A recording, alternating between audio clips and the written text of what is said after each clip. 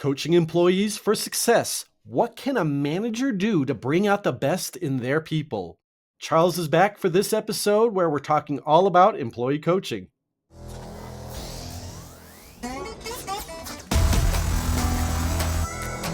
Welcome to Down Payment, the podcast for used car dealers. Prepare to learn something new about the industry that keeps us moving.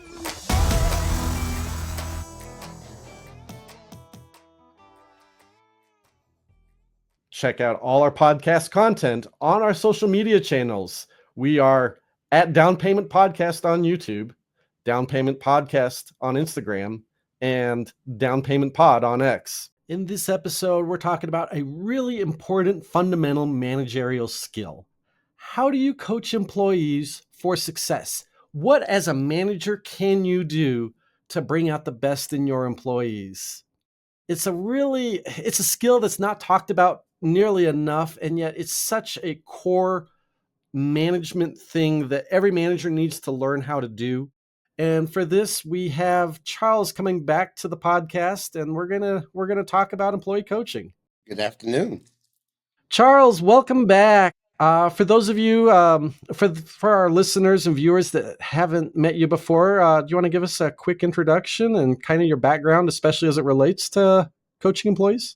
I've been in coaching and development employees for well over 30 years. I think that I've been in the business for over 40 years, but I think I've been a manager for about 30 years, and that's coaching and developing people who have the skills to do more and do better, to get us all on the same page, to make sure we're all following policies and procedures that are good to us, or helping us write new policies and procedures, which will help meet the standards the business is setting. Awesome. Yeah, it's a great background to have, and you really come from the corporate background. I mean, you had both the independent used car dealership experience, but you have a lot of corporate experience. Exactly. What did employee coaching look like in corporate America? It looks the same on both sides of the table. Number one is that if you're managing and coaching, you have to know what your employees are required to do, how to do it in the best way to get there. And when it comes to coaching someone, you must sit down with facts, because in sales, in collections, there's the ego involved. And so when you sit down with them and you say, here's the problem, I know what I'm doing. That's not me. I'm not doing that. That's why you need to have facts when you start the coaching process. Here's what we have saw. Here's what you're doing. And let me help you get better. We're not going to make this an attack. We're going to make this a coaching session to say, we're going to take you from point A to point B to point C, where you're going to just really strive and you're going to do a much better job. It's difficult to do that if a manager is not capable of doing it themselves and not capable of having that conversation with their employee or their peer, whoever they're coaching, even the owner of the company. Because I know I coached the owner of my company when I worked for Meta Financial Services on several occasions. But knowing exactly what I was coaching them on and where I needed them to go. That's the most important thing in coaching, is to know what you're doing and to have that roadmap to get there, as starting out with identifying here's the problem. Yeah, and overcoming ego is such an important element, I think, to employee coaching. How do you see coaching as being separate and distinct from, say, employee discipline and that whole thing? When I'm coaching, I'm not talking about an end result. I'm not talking about when I'm disciplining somebody or when a manager disciplines somebody. You're talking about there's an end result. If this doesn't improve, then this will happen. We've talked about this problem before. It's never been fixed. Now here's where we're going. When I'm talking about coaching, I'm talking about making you better, about making you do a better job before it ever gets to the discipline part. And that sometimes is a challenge. And again, salespeople, collections, they're type A people, because you have to be able to put yourself out there, be rejected, deal with rejection, and keep coming back and forth. So when you've been in the game for a while, you do build up that I'm really good at what I do, and it's hard for you to tell me what I can do. So one of the things I used to do in corporate as well is that at Meta Financial is being the manager. I would go sit on the floor and I would collect with them. So you know what? They would know that I could collect. They know what I knew what they were doing. They knew that I knew all the ins and outs. And I would never say I'm a manager. I would just act. I would just like be a collector because when you first roll out the challenge, they would say, "Yeah, but you're a manager." No, it has nothing to do with being a manager, and I will never use my title. Um, and therefore, so I'm showing them that I can do what they do. That I've been where they are, and I have the same challenges on the phone they have, but I can work through those challenges on a different level. And from my training and development background, like I would call that modeling behavior. You're showing Absolutely. the way of performing the skill, and you, as the manager, typically have more background, more experience, and Mhm. therefore, at certain situations, you're just better adept at performing. And so, instead of directly teaching or telling them how to do it, you're showing them how to do it when you Absolutely. go to the Absolutely. collections floor. I also think that builds another level of respect because how many times have you worked with somebody or somebody who's been a manager and you go, how did they get that job? They don't know anything. Well, to build a team that works really well, what you have to do is show them that I can do this job. I can do this job as well, if not better than you. And I'm going to show you this, and you may not like me because I'm a manager, but you know what? You'll respect my abilities because you know I can get it done. Even when you had a call to de-escalate and somebody's on the phone and they're very angry, de-escalating that call is imperative before you do anything else. And I would always take those calls at the collector's desk. So they would be right beside me, wired up, and they could hear that there's a time you sit back and you be quiet. That's a major coaching tool is to let them hear you do it. But sit back and just be quiet. Let the customer, whoever is so angry, get all that out of their system and say, now what can I do for you? Because I've heard you out. Whereas collectors, and I think sometimes with salespeople, when people have that objection, they automatically jump on the defensive. They automatically say, that's not what happened and that's not what we're going to do. Instead of listening to the customer, hearing what they're saying, but also reading between the lines to get what the real issue is. Um, and so I would always take those calls at the collector's desk, and I would make sure they stood there and they listened to the call, so that the next time they may be able to have the skill set to get that done. And by the time I got it, people weren't ready to jump off a roof. I think that's a great topic to be talking about too, because I think our customer de-escalation skills Mhm. and our coaching skills, there's a ton of crossover because we're trying to Absolutely. overcome ego and defensiveness and make people communicate and work with us on a more rational basis. Mhm. I think there's a ton of crossover between de-escalation and employee coaching. And also think that you have to be aware of the climate that you set. Have you set the climate where de-escalation doesn't matter? Have you set the climate where somebody calls in and they're going off and you allow people to get on the defensive and be just as aggressive with them as they are with you?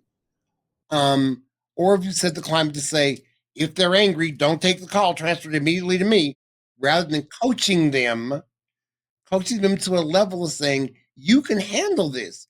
You can do this. It's going to make you a better collector because they're going to respect you more than saying, let me talk to your manager. Because once they talk to the manager and they get the manager's name, that call is going to continue to come through.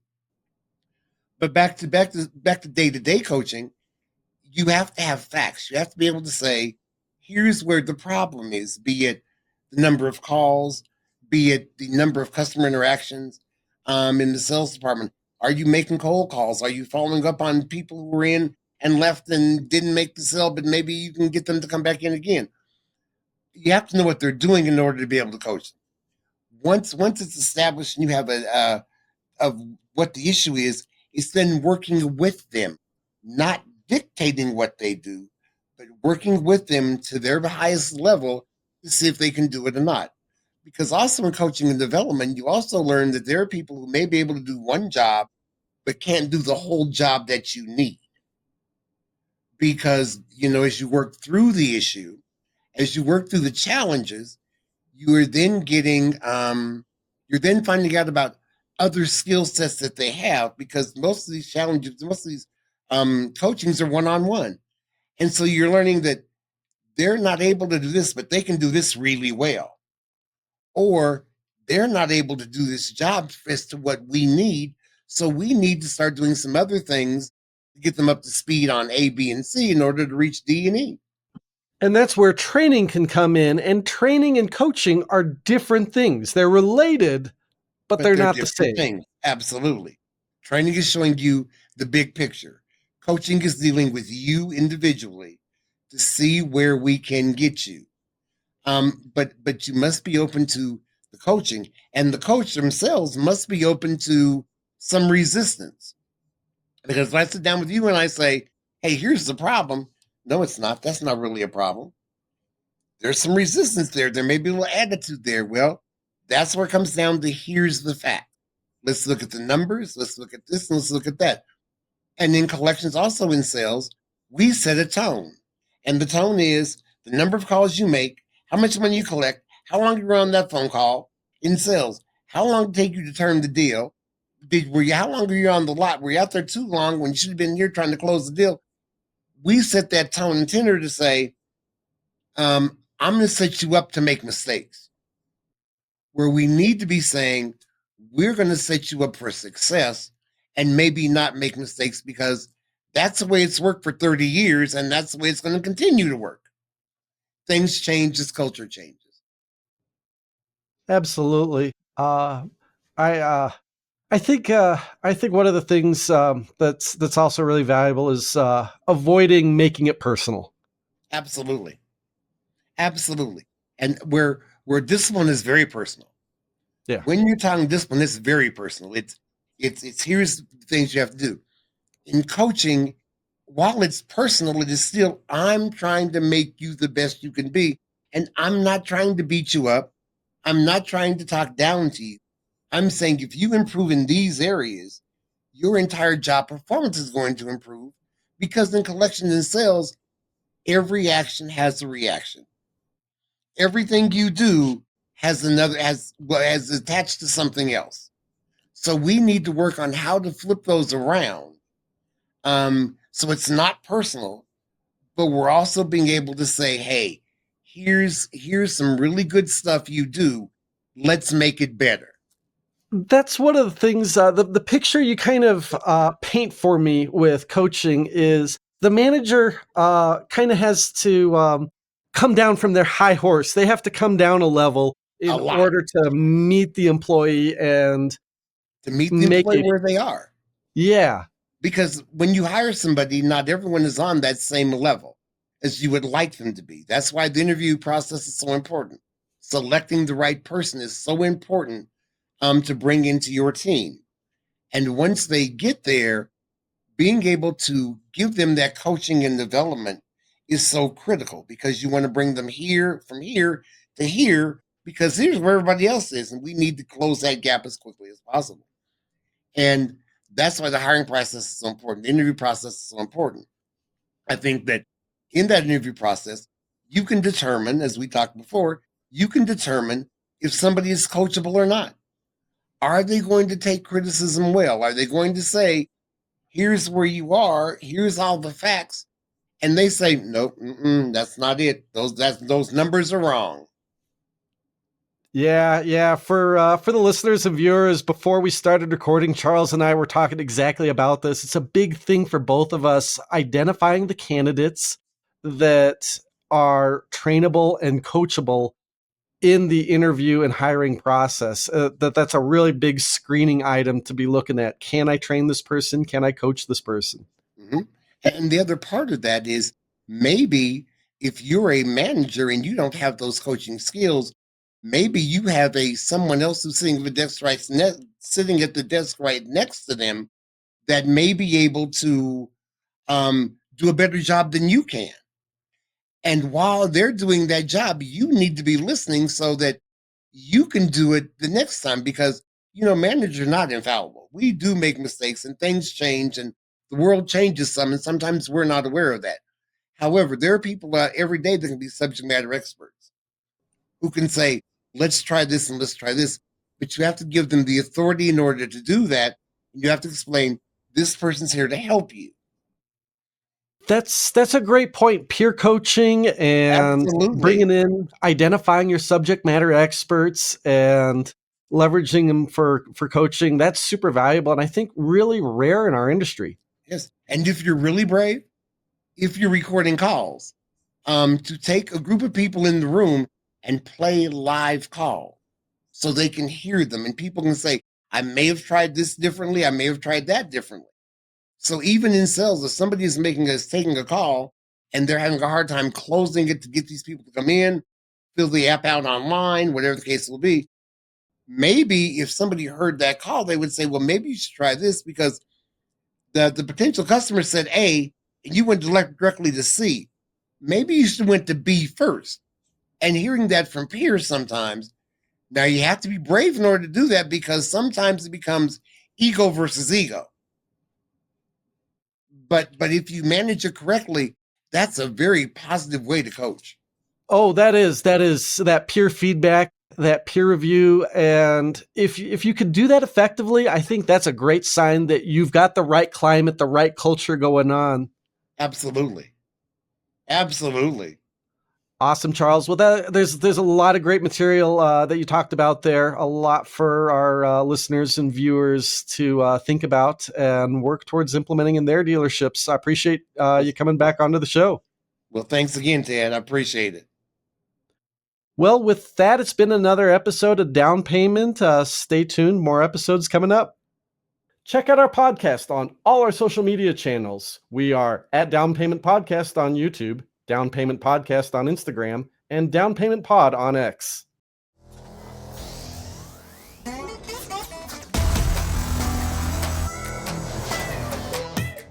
Thank you for listening.